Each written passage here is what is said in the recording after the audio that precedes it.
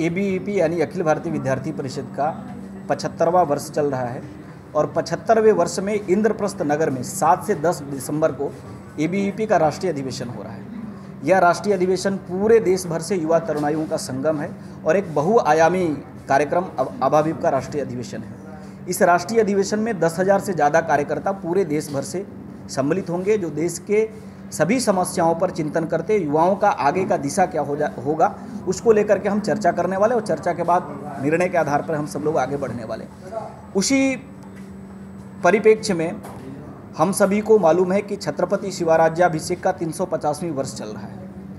350वें वर्ष में पूरे देश के युवा तरुणाई को हिंदवी स्वराज की जो संकल्पना है, जो छत्रपति शिवाजी महाराज ने एक भारत को एक रास्ता दिखाने का एक प्रयास किया, उसके आधार पर रायगढ़ जो छत्रपति शिवाजी महाराज की राजधानी रही, वहाँ से हिंदवी स्वराज यात्रा हम देश की राष्ट्रीय राजधानी दिल्ली की ओर लेकर के जा रहे हैं। यानी 28 नवंबर को हिंदवी स्वराज यात्रा रायगढ़ से चलेगी, जो 6 दिसंबर को दिल्ली के अंदर में प्रवेश करते हुए राष्ट्रीय अधिवेशन के 7 तारीख को जो ध्वजारोहण होगा, यानी हम झंडोत्तोलन के साथ राष्ट्रीय अधिवेशन प्रारंभ करेंगे। हिंदवी स्वराज यात्रा 7 दिसंबर को अधिवेशन स्थल पर पहुंच करके पूर्ण होगी। हिंदवी स्वराज यात्रा के दौरान ऐसे 90 से ज़्यादा स्थान पर उसके स्वागत के कार्यक्रम होंगे।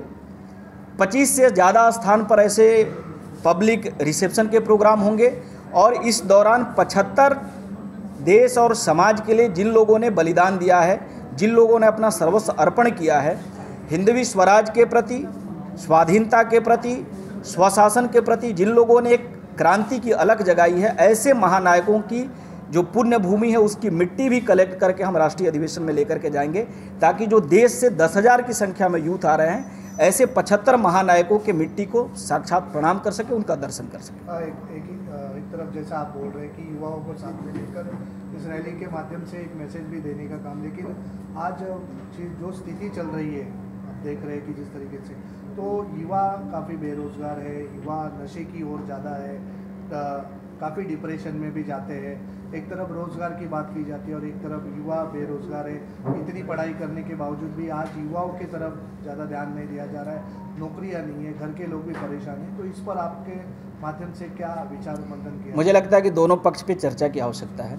एक पक्ष ये भी दिखाई देता है कि आज चाहे स्टार्टअप इंडिया हो, चाहे मेक इन इंडिया की बात हो, चाहे आज सॉफ्टवेयर के बारे में आप देखेंगे कि देश में जिस प्रकार से प्रगति हो रही है, उसके केंद्र बिंदु में कहीं ना कहीं यूथ दिखाई देता है। आज इस देश के अंदर में एक ऐसा इकोसिस्टम सप्लाई चेन खड़ा हुआ है जिसके पीछे यूथ दिखाई देता है। आज कल और आज में यदि भारत की प्रगति आप देखेंगे तो तेज़ी से प्रगति करता हुआ भारत दिखाई दे रहा है, उसके पीछे भी यूथ हैं। इसलिए सीधे सीधे ये बोल देना कि आज के यूथ, मुझे लगता है कि चर्चाएं होती है, एक चिंता है, इसलिए हम चर्चा भी कर राष्ट्रीय अधिवेशन पे भी इसमें हम चर्चा करने वाले कि वर्तमान समय में प्रेजेंट सिनारियो में स्टूडेंट का और यूथ का लाइफ स्टाइल कैसा होना चाहिए। और लाइफ स्टाइल एक समस्या हो रही है जिसके कारण से कई डिजीज भी आ रहा है, जिसमें एक नशा के बारे में भी बात हो रही है और एक षड्यंत्र भी है, कॉन्स्पिरेसी भी इंडियन यूथ को कहीं ना कहीं करप्ट करने के लिए एक आसपास से भी एक साजिश खास करके ड्रग्स को लेकर के रची जा रही है। फिर भी मैं आपके माध्यम से और आप भी इस बात से सहमत होंगे कि अभी इस देश के अंदर में यूथ को लेकर के एक पॉजिटिव एस्पेक्ट बना है, जहां सबको लगता है कि यूथ तेज़ी से बदलाव कर रहे हैं। चाहे इंडस्ट्री के अंदर में देखेंगे, चाहे आप इकोनॉमी के अंदर में देखेंगे, चाहे नई नई कंपनियों को इस्टेब्लिश करने की दिशा में आप देखेंगे तो यूनिकॉर्न्स बड़ी संख्या में यूथ लेकर आए इस देश के अंदर में, जिसके कारण से 26 लाख से ज़्यादा रोजगार इस देश के अंदर में यूथ को जनरेट हुआ है पिछले 7-8 साल के अंदर में। इसलिए ये बोलना कि कम्प्लीटली यूथ ऐसा है, तो मुझे लगता है कि सिक्के के 2 पहलू पर चर्चा करना चाहिए। दूसरा, एक रोजगार की समस्या एक तरफ दिखाई देती है, दूसरी तरफ ये भी दिखाया जाए तो स्वरोजगार के कारण से लाखों देश के अंदर में लाखों नौजवानों को अवसर भी मिले हैं। इसलिए मौजूदा समय में हम देश के अंदर में चर्चा भी कर रहे हैं और यूथ भी इसको स्वीकार कर रहे हैं कि रोजगार के साथ स्वरोजगार के ऊपर चर्चा होना चाहिए और स्वरोजगार के माहौल इस देश के अंदर में खड़े होने चाहिए। चाहे वो आप देखेंगे कि मुद्रा बैंक के माध्यम से, चाहे स्वावलंबी भारत अभियान के माध्यम से, आत्मनिर्भर भारत अभियान के माध्यम से, स्वरोजगार के ऊपर लगातार इस देश की सभी सरकारों ने एक जिस प्रकार से प्रतिबद्धता दिखाया है, मुझे लगता है कि स्वरोजगार के माध्यम से हर व्यक्ति तक पहुंचने का प्रयास हो रहा है। नौकरियां के कारण कुछ अभी समस्या है, आपके माध्यम से और लगातार परिषद हम लोग हर बार बोलते हैं कि हर प्रांत की सरकार को यह सुनिश्चित करना पड़ेगा कि एक भी पोस्ट यदि वैकेंट है तो वैकेंट नहीं रहना चाहिए। लाखों पद अभी भी, चाहे केंद्र की सरकार हो चाहे राज्य की सरकार हो, यदि पद खाली है तो ये चिंताजनक स्थिति है। राज्य सरकार को, केंद्र सरकार को एक समय सीमा के तहत, एक टाइम लिमिट, एक पीरियड के तहत सभी प्रकार की नियुक्तियों सुनिश्चित करना चाहिए कि हम युद्ध स्तर पर नियुक्ति करें, ताकि जो यूथ के मन में कोई सवाल है तो सवाल का कोई स्थान न रहे, समाधान का रास्ता दिखाई देना चाहिए। अब जो हिंदवी स्वराज यात्रा निकाल रहे हैं उसका किस बैनर रहेगा, क्या पोस्टर रहेगा, वो जरा दिखाओ। आज हमने आपके सामने पोस्टर हिंदवी स्वराज की जो पोस्टर है आज हमने आपके सामने समर्पित किया है, इसको दिखाया है।